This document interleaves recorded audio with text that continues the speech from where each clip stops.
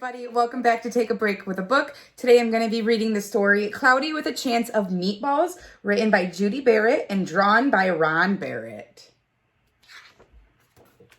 Cloudy with a Chance of Meatballs.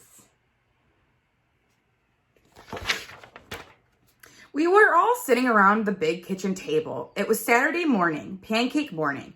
Mom was making orange juice. Henry and I were betting on how many pancakes we could eat, and Grandpa was flipping the pancakes.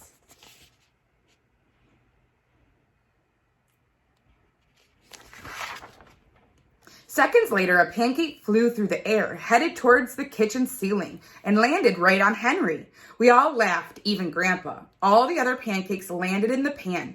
We ate all of them, even the one that landed on Henry.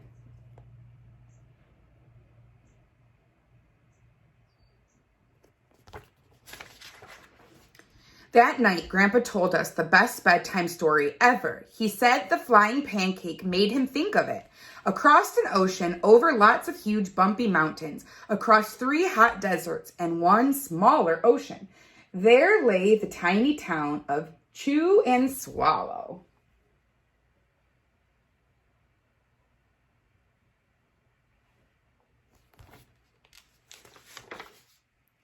In the most ways, it was like any other tiny town.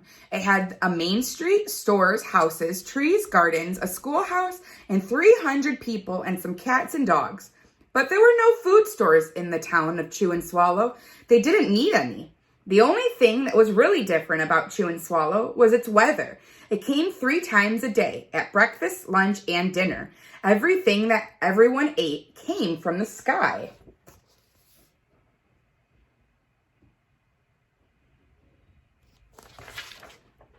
It never rained rain. It never snowed snow, and it never blew just wind. It rained things like soup and juice. It snowed mashed potatoes and green peas, and sometimes the wind blew in storms of hamburgers.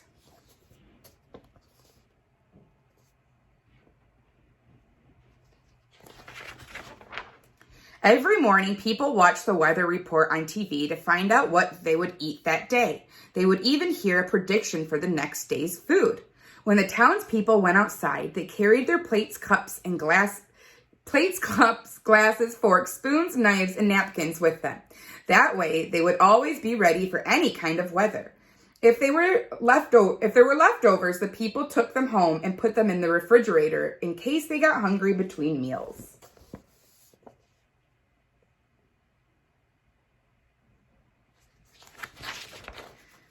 By the time they woke up in the morning, breakfast was coming down. First, there was a shower of orange juice. Then, low clouds of sunny-side-up eggs moved in, followed by pieces of toast. Butter and jelly sprinkled down for the toast, and most of the time it rained milk afterwards.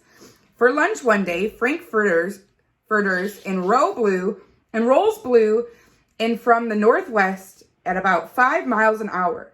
There were mustard clouds nearby. Then the wind shifted to the east and brought in baked beans. A drizzle of soda finished off the meal.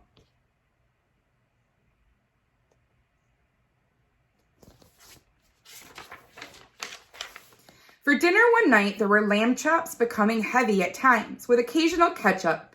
Periods of peas and baked potatoes were followed by gradual clearing, with a wonderful Jell-O setting in the west.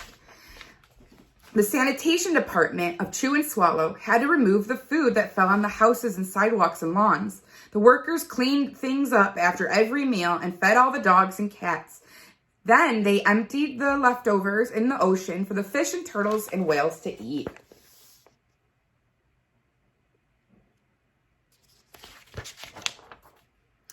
Life for the townspeople was delicious until the weather took a turn for the worst.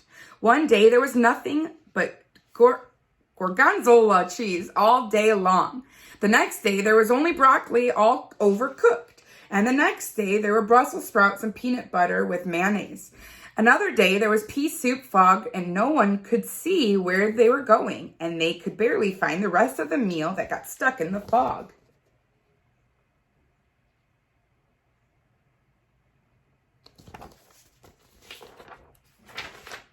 The food was getting larger and larger. One Tuesday, there was a hurricane of bread and rolls all day long and into the night. There were soft rolls and hard rolls. There was white bread and rye and whole wheat toast. No one had ever seen such big slices of bread or such large rolls before. It was a terrible day. Everyone had to stay indoors. The mess took the sanitation workers 4 days to clean up, and the sea was full of floating rolls. To help out, people piled up as much bread as they could in their backyards. It stayed there and got very hard and very stale. There was a storm of pancakes one morning and a downpour of maple syrup that nearly flooded the town. A huge pancake covered the school. No one could get it off, so they had to close the school.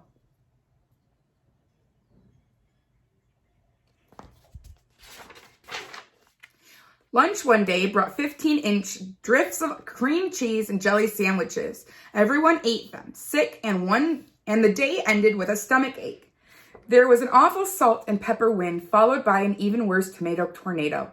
People were sneezing themselves silly. The town was a mess. There were seeds and tomato pulp everywhere.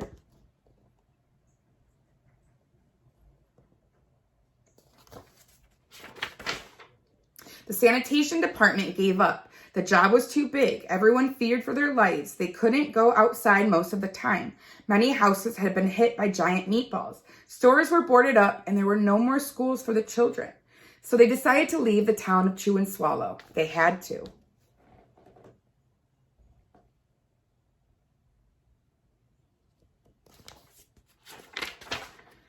The people made rafts out of giant pieces of stale bread glued together with peanut butter and set sail for a new land.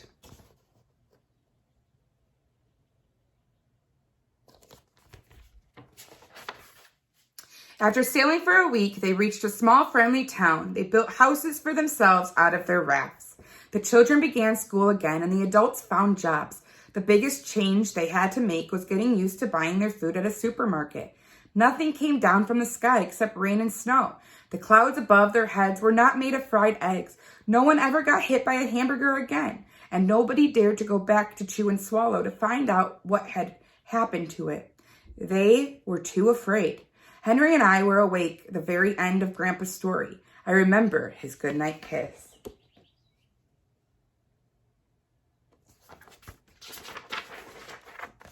The next morning, we woke up to see snow falling outside our window. We ran downstairs for breakfast and ate it a little faster than usual so we could go sledding with Grandpa. It's funny, but even as we were sliding down the hill, we thought we saw a giant pat of butter at the top, and we could almost smell mashed potatoes.